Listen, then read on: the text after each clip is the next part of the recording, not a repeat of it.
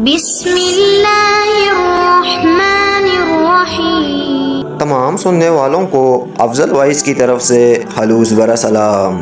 ناظرین، آج کی اس ویڈیو میں ہم آپ کو حضرت نوح علیہ السلام اور طوفان نوح کا واقعہ بیان کرنے جا رہے ہیں، تو ویڈیو کو مکمل دیکھنے کے لیے ہمارے ساتھ رہیے۔ ناظرین کرام، حضرت نوح علیہ السلام اللہ تعالیٰ کے بہت ہی برگزیدہ نبی گزرے ہیں۔ آپ کی عمر مبارک بہت لمبی تھی۔ آپ تقریباً 950 سال تک اپنی قوم کو دین حق کا پیغام سناتے رہے، مگر اس کے باوجود وہ غافل اور نافرمان قوم آپ کی نبوت پر ایمان نہ لائی، بلکہ آپ کو طرح طرح کی اذیتیں دے کر شیطانی کردار ادا کرتی رہی۔ کئی بار ایسا بھی ہوا، اس ظالم قوم نے اللہ کے اس مقدس نبی کو اس قدر اذیت پہنچائی کہ آپ کو بے ہوش کر دیا اور آپ کو مردہ خیال کر کے کپڑے میں لپیٹ کر مکان میں ڈال دیا، مگر اس کے باوجود آپ مسلسل ان کے حق میں دعا فرماتے۔ ناظرین کرام، اللہ تعالیٰ کے غضب سے بچانے کے لیے آپ فرماتے ان کے لیے دعائے خیر کرتے۔ آپ علیہ السلام فرماتے، اے میرے رب، تو میری قوم کو معاف فرما دے اور ان کو ہدایت عطا فرما۔ محترم ناظرین، جب اس قوم کی نافرمانیاں حد سے تجاوز کر گئی تو اللہ تعالیٰ نے حضرت نوح علیہ السلام پر وحی نازل فرمائی اور حکم ارشاد فرمایا، اے نوح، اب تک جو لوگ مومن ہو چکے ہیں ان کے سوا دوسرے لوگ تم پر ایمان ہرگز نہیں لائیں گے، لہٰذا آپ ایک کشتی تیار کریں۔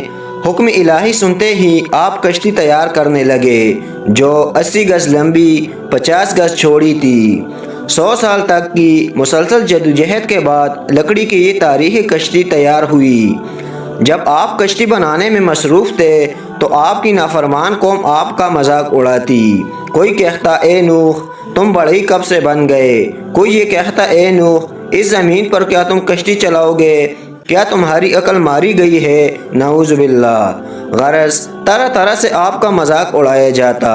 آپ ان کے جواب میں صرف یہی فرماتے کہ اے نافرمانو، آج تم میرا مذاق اڑا رہے ہو، جب خدا کا عذاب طوفان کی شکل میں آئے گا تو پھر تمہیں حقیقت کا پتہ چلے گا۔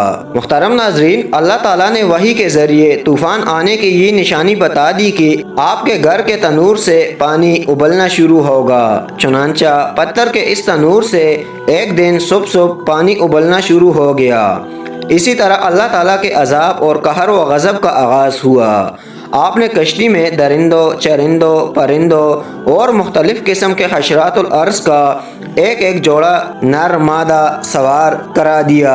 آپ اور آپ کے 3 بیٹے حام، سام، یاسف اور ان تینوں کی بیویاں، آپ کی مومنہ بیوی اور 72 دیگر مومنین مرد و عورت، اسی طرح کل 80 انسان کشتی میں سوار ہو گئے۔ آپ کی ایک بیوی جس کا نام والا تھا آپ پر ایمان نہیں لائی تھی۔ اسی طرح آپ کا ایک بیٹا جس کا نام کنعان تھا وہ بھی آپ پر ایمان نہیں لایا تھا۔ یہ دونوں کشتی میں سوار نہیں ہوئے۔ زمین سے پانی کے چشمے پھوٹ پڑے اور سیاہ بادلوں نے زمین کو گھیر لیا اور مسلسل 40 روز تک موسلادھار بارش برستی رہی۔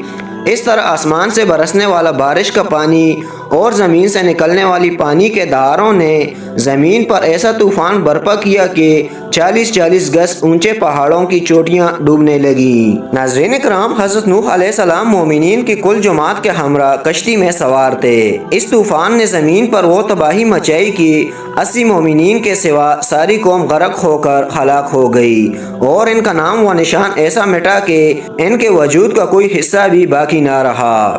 حضرت نوح علیہ السلام کی کشتی 6 مہینے تک طوفانی موجوں پر ایک کمزور تنکے کی مانند ہچکولے کاتی رہی، چکر لگاتی رہی، یہاں تک کہ خانہ کعبہ کے قریب سے گزری اور 7 چکر لگا کر اس مقدس جگہ کا طواف کیا۔ پھر اللہ تعالیٰ کے حکم سے یہ کشتی عراق کے شہر جزیرہ کے قریب جودی پہاڑ پر آ کر ٹھہر گئی۔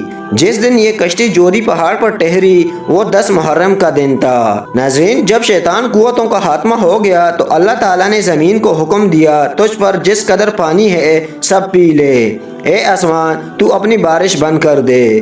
چنانچہ بارش رک گئی اور پانی کم ہونا شروع ہوا اور پہاڑ کی چوٹیاں نظر آنے لگی۔ اللہ تعالیٰ نے حضرت نوح علیہ السلام کو حکم دیا کہ اے نوح اب آپ اپنی کشتی سے اتر جائیں۔ حضرت نوح علیہ السلام نے کشتی سے اتر کر سب سے پہلے جو بستی بنائی اس کا نام سمانین رکھا۔ عربی زبان میں سمانین کے معنی 80 ہوتے ہیں۔ چونکہ کشتی میں 80 افراد تھے اس لیے اس کا نام سمانین رکھا۔ آپ کی نسل میں بے پناہ برکت ہوئی کہ آپ کی اولاد تمام روئے زمین پر پھیل کر آباد ہو گئی، اسی لیے حضرت نوح علیہ السلام کا لقب آدم ثانی بھی ہے۔ ناظرین کرام، اسی طرح کی مزید ویڈیو کے لیے ہمارے چینل کو ضرور سبسکرائب کیجیے۔ شکریہ۔